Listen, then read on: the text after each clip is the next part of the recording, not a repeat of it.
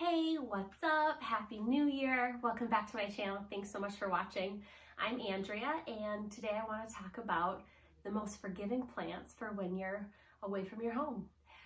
So I was out of town for a week, and then I got sick for another week, and all of a sudden I had like a 2.5 week span of not caring for my plants. And really there was some plants that I had to throw out because they didn't make it, and other ones that were just thriving. So I thought I'd celebrate the ones that made it, and then also tell you a few unforgiving plants just to make sure you keep an eye out for when you're going to be away from your plants for a while.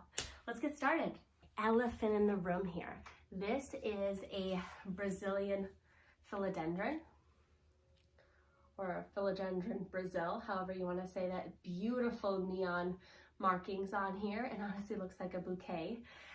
This one I have in a 4-inch pot, so of course it matters what type of pot you have your plant in, as well as when you watered last. So in this case, I actually watered this right before I left, so it had 2.5 weeks to just hang out.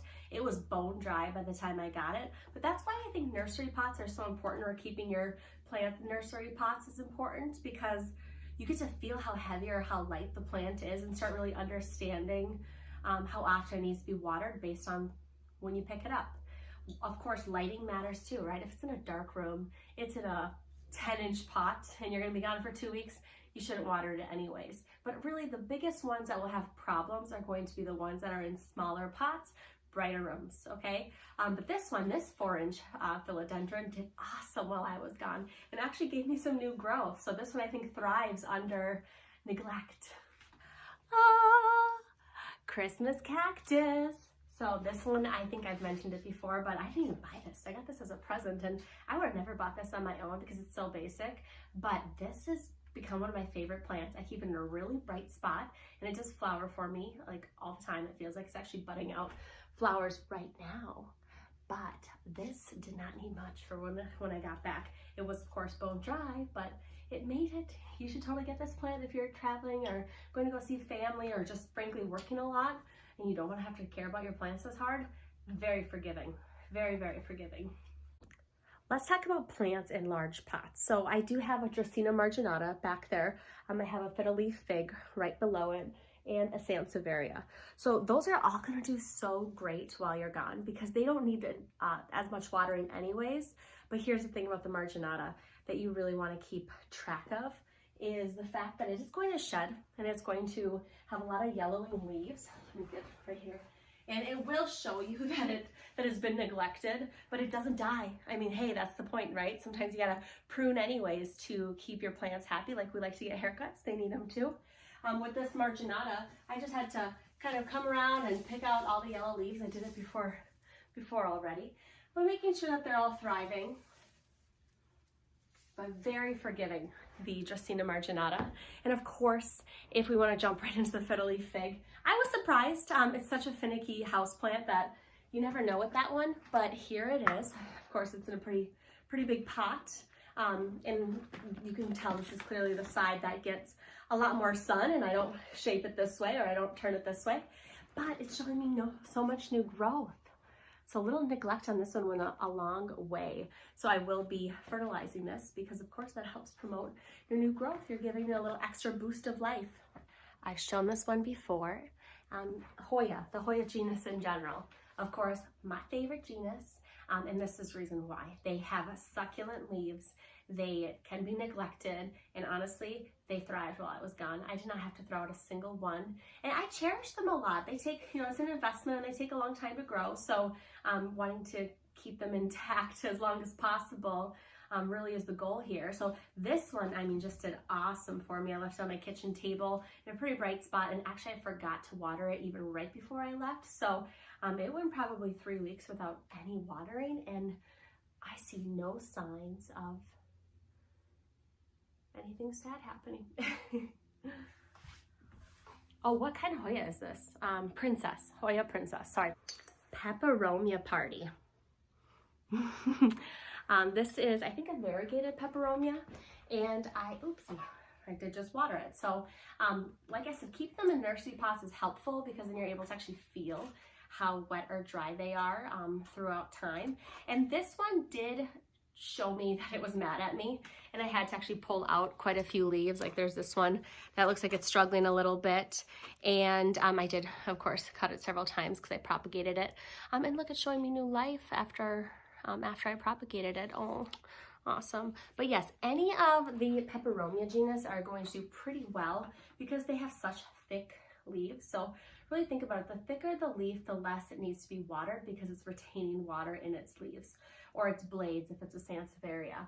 The Sansevieria, actually I'll jump into that too, but the Peperomias are an awesome genus for if you travel a lot, or you are heading out of town, or you get sick even, or you're working a lot, right? You want something pretty to look at, but something that's not gonna stress you out.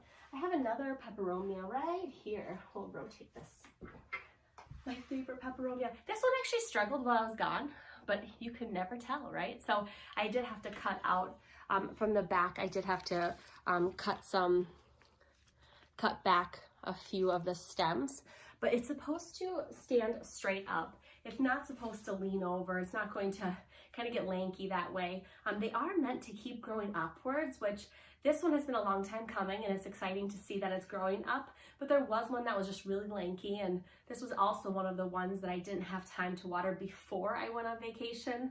And of course it did struggle just a little bit, but it didn't die on me. That's the most I can ask for, is just to make sure you stay alive. I think this is probably, if not my most favorite plant in my house, probably my top 5, which I should totally go over sometime. Sansevieria whale fin. Just one blade in this pot. This one I keep in my bedroom, pretty brightly lit spot. And honestly, why you want this plant is because it goes bone dry and it's fine. It doesn't get lanky, and each one is so unique. Each blade has a nice curve to it. I'm still waiting for some pups to come out of it, but by the time I was looking at watering it, I mean, literally you can see that there was lines around the edge of the pot to show that it's been trying to suck up whatever it has. But hey, it looks great. I didn't have to prune it back or fix it by any means. Oh, I love the Sansevierias. Sansevierias are probably the best plant to be neglectful with. And this one is just so pretty.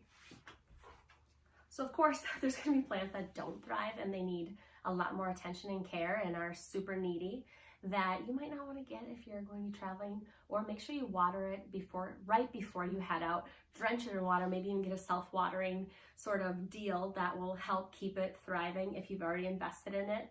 But not all plants are created equal, and during the time I was gone, I was really sad to find out that this Peperomia did not do too hot. This is a Peperomia watermelon, and it did start off in a 4-inch pot for me, and I was able to propagate, pot it, and guess what? You see all this blank space? Used to be a whole other Peperomia in there. So I did have to pull it out because it was completely dry. I mean, it still looks beautiful if you look from a side and in camera, but honestly, I'm looking at buying a new one because this is just not gonna do it for me. And it wasn't a relatively brightly lit spot, but I had the window shades down in that room for that time, so I didn't expect that it would need to get as much light and as much water, but it struggled. So this Peperomia watermelon does have like the thinnest leaves for a Peperomia, and there's just such a beautiful plant. It's not an expensive one. Oh, see, look, this is still struggling. I keep pruning it back and trying to fix it because I do care and I want to keep it best I can, but oh, darn it, it's just sad to see it go. Just maybe from a different angle, I have to show it to you. But yeah, finicky. My love-hate relationship with Calathea and Stromanthe. I love them, and I had the Stromanthe Triostar, which I'm buying a new one because it did not make it at all. I should have videotaped how ugly it looked by the time I got back. And this is the Stromanthe Magic Star, and it's not in the best shape, but it's still trying to recoup from when I was gone for a few weeks. And look at how everything crisped up. I had to cut back quite a bit, and it just is not looking cute. I love it so much. It was so hard for me to get it and find it that I'm really stubborn on cutting even the ones that look like they're struggling because I've already cut so much. But really what you should do for those type of plants that maybe will make it but don't look hot when you come back is really you want to take the time to prune back and pull out the extra dry leaves. And because You could do it probably right after you water and give it a little TLC. Take the time, but ones that are actually crisp dry, you don't even have to cut them. I actually recommend to pull them out. A little bit more organic and natural way to do it. But yeah, the Stromanthe not looking too good, and the trial source gone. And I'm going to show you a bunch of other calathea, or not a bunch of other calatheas. I'll show you 2 more calatheas that look really terrible. Calathea orbifolia. So this is in a pretty dark area. They actually do really well in dark. Calatheas don't need a lot of light. I actually do a whole video on my calathea collection, but as you can see, this is still trying to recoup from when I neglected it. And because it's not fully yellowed out, I will probably just cut it. Maybe I could pull it out too, actually. No, I'm going to cut this, but it does give you new growth pretty often. So for this one, even though I'm going to cut it back a little bit, and I've already cut it back, I know that more is going to come out because I'm going to pay extra special attention to it. Because calatheas, I love you. You don't love me, but I do love you. But this is the Calathea orbifolia.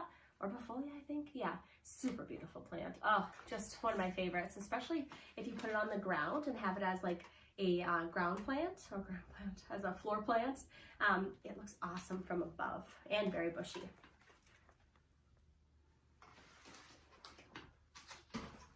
And then next is my Calathea Rosie. I'm like so shy talking about it because I wanted it so bad. And honestly, now that I have it in my possession, I want more of them. They're so hard to take care of. They drive me crazy, and they look terrible. They look so terrible after being neglected. So really, if you travel a lot, don't get calatheas. Don't invest in calatheas. They want humidity. They want a lot of attention, and they're really going to show you that you're not doing a good job and you won't feel like a good plant parent. So reluctantly, I'm going to show you this Rosie. I don't even know if I like the pot that I have in at the moment. Oops. Oh, the struggle is real. And actually, I did have to cut out a lot of it. But, oh, you can't blame me for loving this one. So I have to cut this one a little bit back. And I think I probably even had more in here that I'd take away. But yeah, so this is the Calathea Rosie. Super finicky. Don't get it if you're traveling often. So that was my plant collection for the most forgiving plants for when you're out and about and don't have time for them. I did not show you the dumb cane. So the dumb cane actually looked so bad when I got back that I thought it was a goner, but it came to me, it was very forgiving. I just drenched it in water because they have such thin leaves that they all were kind of drooping over, a lot yellowed over, and I had to pull them out. But I took a little time with it and they actually kind of all came back to life. Same with Aglaonema, which is like the Chinese evergreen. Both of them are so similar to me, and they're both pretty forgiving, but I didn't show much on there. But this is really pretty. I just happen to be holding it. But thanks so much for hanging out. I hope you have an awesome, awesome 2022. And let me know what you think. Let me know if you like the video. Leave me comments. I want to make sure that I'm showing you what you want to see. So thanks so much. Bye.